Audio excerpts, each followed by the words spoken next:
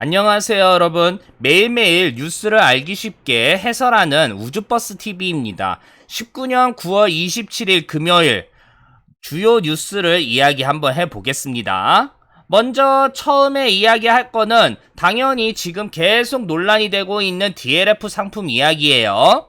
기사부터 잠깐 읽어보면 우리은행이 26일 만기인 DLF 상품이 투자원금대의 100% 손실로 발생됐다라고 이야기가 나옵니다. 그리고 이 상품이 어떻게 구성이 돼 있는지, 독일 국채 10년물 금리를 기준으로 마이너스 0.3포인트 아래로 내려가면 손실이 발생되고 마이너스 0.6포인트 밑으로 내려가면 원금을 100% 있는 구조다라고 나와 있어요. 그러니까 투자자들이 1억을 넣으면 여기에서 190만원만 이득이 보고 원금은 다 사라졌다라는 거예요. 그러니 말이 나올 수밖에 없죠. 이 기사의 핵심은 독일 국채 금리를 가지고 돈 따먹기를 한 건데 올라갔을 때는 제어가 돼 있어요. 투자 이득이 2%에서 3%에 그칠 수밖에 없다라는 걸. 근데 내려갈 때 만약에 이거에 대한 반대 베팅을 했었을 때 마이너스 0.6포인트 밑으로 내려가면 전액 손실이에요. 그러니까 내가 하락했을 때에 대한 안전장치가 없었던 거예요. 만약에 내가 원금 손실 대비 20%가 손실이면 이 투자 상품은 이제 그만하겠습니다 라는 안전상품이 없는 거예요. 투자 이익에 대해서는 뭐 안전장치가 있었으니까. 그러니까 100% 전액 손실도 가능할 수 있는데 고작 투자 이득이 2%에서 3%밖에 볼 수 없다? 그걸 또 금융상품으로 해서 증권사에서 고위험도를 하면서 다양하게 취급하는 것도 아니고 시중은행에서 이렇게 고위험도 물건을 판매했다. 말이 나올 수밖에 없죠. 이게 이 기사의 지금까지의 핵심 내용입니다. 요 내용이 더 궁금하신 분들은 링크를 걸 테니까 참고 부탁드릴게요. 여기에다 링크를 이렇게 걸겠습니다. 자세하게 이 내용에 대한 설명을 또 한 영상이 있어요. 그리고 두 번째 기사는 대부업 금리가 계속 떨어지면서 여기에서 대부업들이 많이 폐업을 하고 있고 연동돼서 대부업을 이용하고 있는 서민들도 피해를 본다라는 기사예요. 법정 최고금리라는 게 있어요. 그게 뭔 말이냐? 옛날 같은 경우는 내가 이자를 얼마를 받을지 대부업 마음이었어요. 그러니까 100%를 받든 200%를 받든 그건 대부업 재량이었단 말이에요. 그런데 이게 너무 문제가 심해지니까 정부에서 대부업 금리를 이제 정해버린 거예요. 이 이상 받으면 불법이다라고 말이에요. 그런데 이 법정 최고금리가 점점 내려가니까 대부업에서 계속 손실이 난다라는 거예요. 기사 읽어보고 핵심 내용 바로 넘어갈게요. 보면 대부업체가 대출 승인율이 계속 떨어지고 있다라고 나와 있습니다. 10명이 대출을 신청을 했을 때 대부업에서 9명이 거절을 당한다라는 거예요. 대부업의 급격한 위축은 저신용도 불법 사채 시장을 내몰 위험이 있다라는 이야기까지 나와 있습니다. 불법 사채 평균 이자율은 연 353%나 달하는 엄청난 거니까요.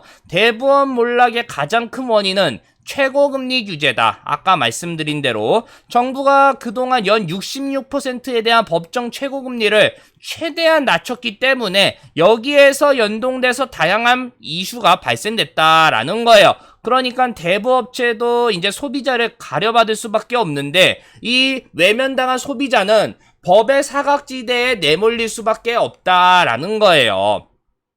이 기사의 핵심 내용은 뭐예요?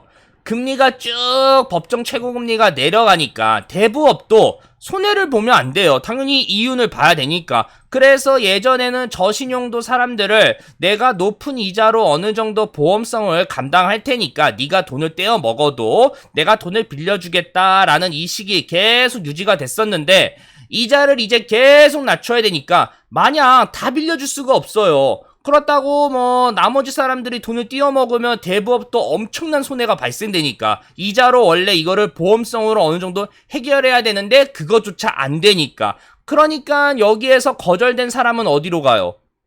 시중은행, 제2금융권 다 거절됐기 때문에 대부업으로 온 거예요. 그럼에도 불구하고 대부업에서도 돈을 못 빌려준다. 이 사람들은 사채로 가야 돼요. 불법 사채로.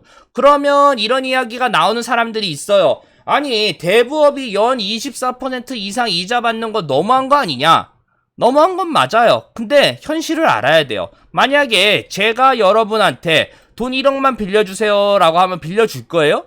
안 빌려줘요. 그럼 대법도 마찬가지란 말이에요. 이 사람이 뭘 믿고 빌려줘요?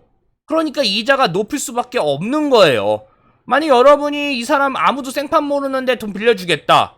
그럼 빌려주실 수 있죠. 근데 대부분 그렇게 못한다라는 거예요. 그러니까 지금 대부업이 계속 몰락하면서 여기에 연동돼서 이용자들도 몰락해가지고 사채 시장이 점점 커지고 있다라는 거예요.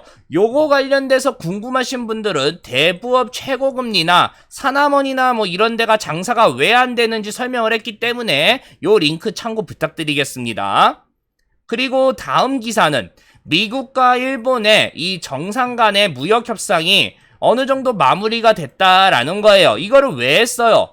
미국과 일본이 원래는 TPP, 환태평양 경제 동반자 협정을 통해서 우리나라랑 미국이 FTA를 한 것처럼 서로 자신들만의 강점을 상대방한테 파는 그런 무역 협상을 하려고 했었는데 트럼프 대통령이 TPP를 나가버렸죠. 그렇기 때문에 세계 3위 경제대국과 세계 경제 1위를 묶어버리는 이수가 필요하다라고 양측 정부에서 계속 이야기가 나왔기 때문에 협상의 틀이 나온 거고 이제 어느 정도 합의가 된 겁니다.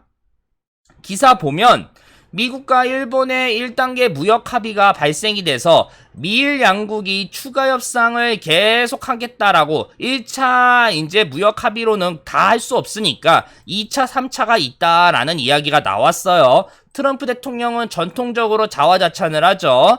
70억 달러 가치의 일본 시장이 미국산 제품에서 열리게 됐다라고 하면서 미국산 농산물이 일본 관세를 이제 어느 정도 철폐해서 쉽게 물건을 수출할 수 있다라고 자랑을 하고 있습니다. 반면에 문제는 뭐냐? 일본이 얻어갔다라는 내용이 전혀 없어요.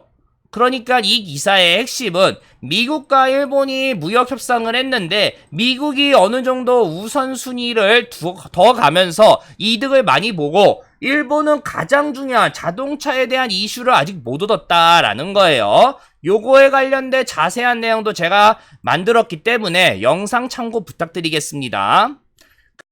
그리고 마지막 이야기예요. 오늘 기사. 분양가 상한제에 대한 후폭풍이 이런 데서 발생되고 있다라는 내용의 기사를 읽어보고 핵심을 짚어보겠습니다.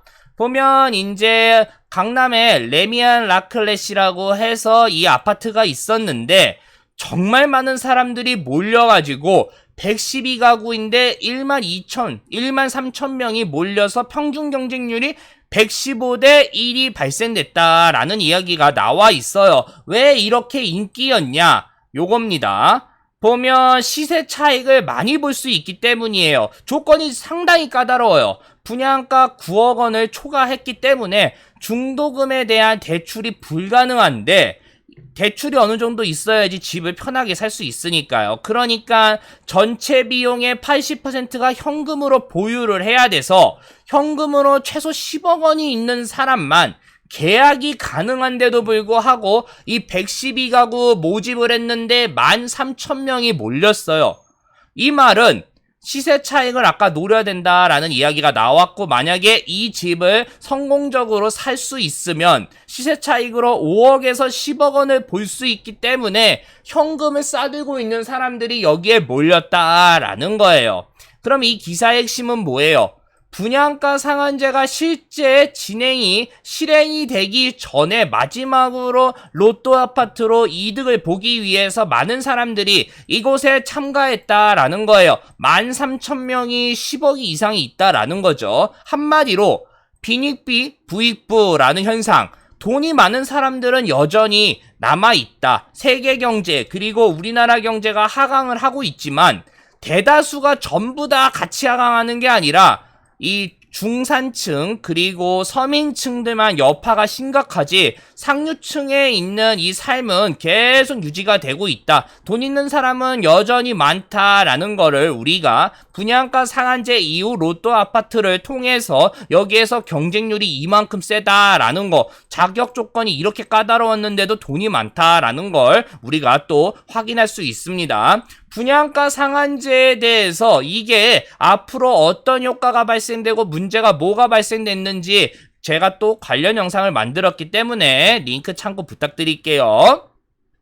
여기까지 하겠습니다. 매일 업데이트를 다양한 뉴스를 짤막짤막하게 설명을 할 거기 때문에 이 내용이 괜찮다, 그리고 오늘 내용이 만족스럽다라고 생각을 하신 분들은 구독이랑 좋아요 부탁드리겠습니다. 저는 매일 업데이트를 하기 때문에 알람 버튼도 꼭 필수입니다. 감사합니다.